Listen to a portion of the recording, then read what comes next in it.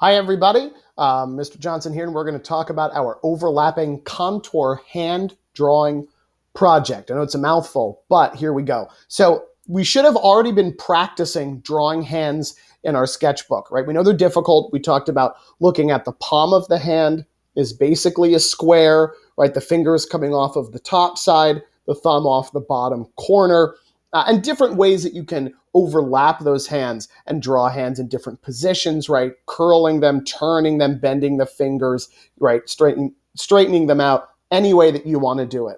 So let's talk about some different ways that you could complete this project. I'm going to shrink myself here so I am out of the way. So one option for our contour hand drawing project is to draw all of your hands on color paper and then outline them with Sharpies and cut them out and paste them on a contrasting color background. And that's what this example has done. You can see they drew their hands on a yellow or yellow-orange color and pasted them onto this lavender color in the background. So that's one way to do it. If you are interested in seeing how that project was done start to finish, I'm going to play this video where she talks about exactly how she did it. You can follow right along with this this week once it loads. So, of course, my internet is taking forever right now. So while this is loading, Today, I'm going to show you how to use the contour drawing style to create a finished work of art highlighting hands.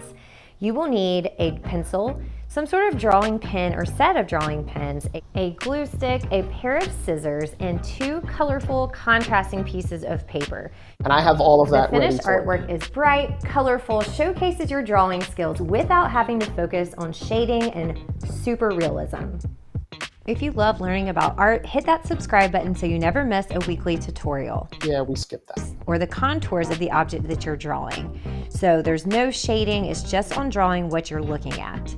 Right. I love this technique because it is the best way, in my opinion, to learn how to draw things from direct observation and how to really practice your hand-eye coordination. What I'm doing now is following along the outer edges of each of my fingers, and I'm moving my pencil as my eye is looking. You'll notice I'm... Right. So what she's doing at the moment, right, is she's posed her hand in the way that she wants to draw it. That way you can look directly at it as you're drawing. We're not tracing our hands. That's not what we're doing. We are posing them, looking at them, and then creating a line drawing that's just going around the outer edges, right, of our hand, and then looking at the inside shapes, like where it creases, lines for the nails, folds in the fingers. Notice I'm drawing very slowly, and I'm focusing on what I'm actually seeing and not what I think that a hand actually looks like. With my students, we do blind contour drawing practices first, and if you're interested in learning more about that technique, click the link above. With contour drawing, I'm using a pencil, and that is because my students are going to be doing this several times, and a lot of times students feel more comfortable using a pencil than a pen. We will go back and ink these, and the reason why I like to do it this way is to build confidence with students, really practice what you're going to do, get familiar with it, and then you can go back with the pen, re-look at your hand, re-look at whatever you're drawing, and go from there. So you can see I'm wrapping around my finger here, and I'm not avoiding the wrinkles and the details in my hand.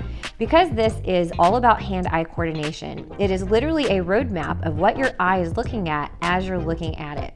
So you might have to draw some interesting lines. Yes, I just cheated and erased a little bit.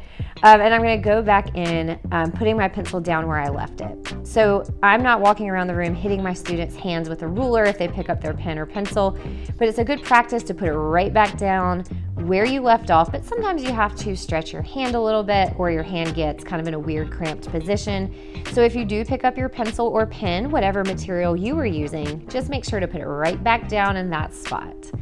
You can see Now I love this because they're not perfect, and that's totally okay. What we're looking for are the interesting poses, right? And the shapes of the fingers, where they bend, and those little line details on the inside. We're not looking for perfection. I'm going in, I'm getting wrinkles that are in my hands, and I always recommend when drawing hands, don't just stop short where your wrist is.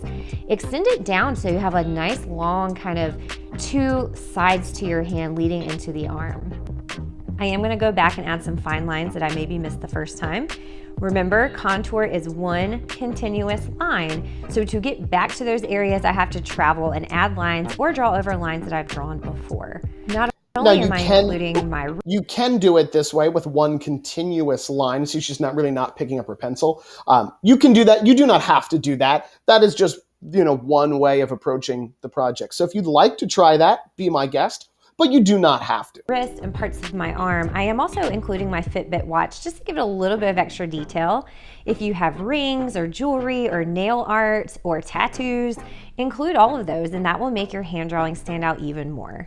If you're a beginner, definitely start simple with an easy hand gesture, and blind contour drawing is a really great place to start, where you look at finished work of art and not just the contour style itself. I'm jumping ahead. I'm going to double time it and do a time lapse here so I have all of the hands that I'm going to use for my final composition. And again, the focus of this video is the finished work of art and not so much the exact contour drawing style. The next step is outlining or inking your hands so that the line quality really stands out. I'm using Sharpies in this video because that's the materials my students use, just because they're pretty affordable and they work decently well. If you have a pack of drawing pens, that would be a great thing to use as well. I like to All right, so I'm also jumping ahead. And then I'm here. going to speed things up, double time, maybe even time lapse, because all I'm doing are repeating the same steps of using my Sharpie to outline the most important lines. I also like redoing my lines in pen because it gives me an opportunity to go back and check my work, check my hand gesture, and make sure everything's exactly where I want it to be before I cut things out.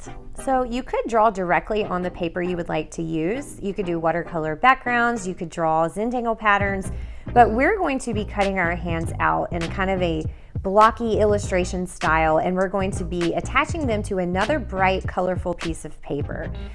We're going to jump ahead a little bit. Crevices. I drew 4 hands, but you can draw more or less depending on what your goals are for this work of art. Finally, after all that hard work of practicing, drawing, outlining, and cutting, it's time to create your composition. Woo-hoo! Composition in art refers to the plan, the arrangement, the organization of the elements in your artwork. So I'm a little bit limited with this attached hand here because I want it to line up in my corner. You could trim your hands a little bit so that they fit, but you don't want it to look like it's like a detached, severed hand, like in the middle of your paper, unless that's no, I like them coming off This one the I didn't have edges. to trim. Once you have that done, then you can just kind of place it and press to make sure it has a really nice flat surface. Once you're finished gluing and you've pressed all the way around to make sure it's clean and you can't get your finger underneath any of your glued pieces, and I do like to do that with a paper towel. I'm a little bit of a perfectionist, so I like to go back with a pencil or an eraser and erase my lines to make sure it's just clean, as nice and neat as I can get it. And then one final touch that is optional, but really I recommend it, because you because you cut these hands out, you did kind of cut into, or at least I did, the thick Sharpie line that I did around them. My colors are very nice and contrasting, but I want that extra pop. So I'm going to take my thick Sharpie, and if you don't have one, just kind of double up your line with your thin one. And I want it to be a really clear, nice, thick line on the contour outer edges of each of my hands. So that's pretty much it. This is such a great way to gain confidence in drawing hands. Also, so she's gonna, continue outlining these, and I think that's today I'm going to again. Okay, so these are some examples of finished projects that were all done in that style, where these hands were drawn on one color paper, traced over with Sharpie markers, then cut out and pasted onto a contrasting background. I think they are so cool. These are all done by high school students. So, take your time, right? Figure out what you want yours to look like. These are a lot more examples that were all done in that style, where they were drawn on one color, cut out and pasted onto a contrasting color. So if you'd like to do that, we have color paper for you. You can sketch your hands out, right? Think about different interesting poses, outline them in Sharpies. We'll cut them out and paste them onto a background page. They came out great. Now, if you don't want to do that, you don't have to, right? This is my example. And mine, I drew all of my hands on the same piece of paper. And instead of using different colored paper, I used different colored markers to create the color element in my hands. And then I added some yellow, a marker in the background to really make them pop. So it's up to you how you want to do it. You can draw them and cut them out and then arrange them in a composition and glue them down. Or you can draw them all on one piece and just start overlapping each drawing right on top of the next one, which is what I did here. You can use different colors to outline yours. So that's entirely up to you.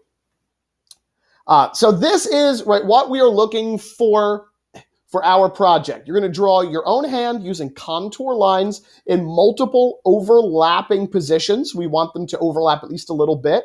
And you need to include at least 4 hand drawings. Now, you can have more than that.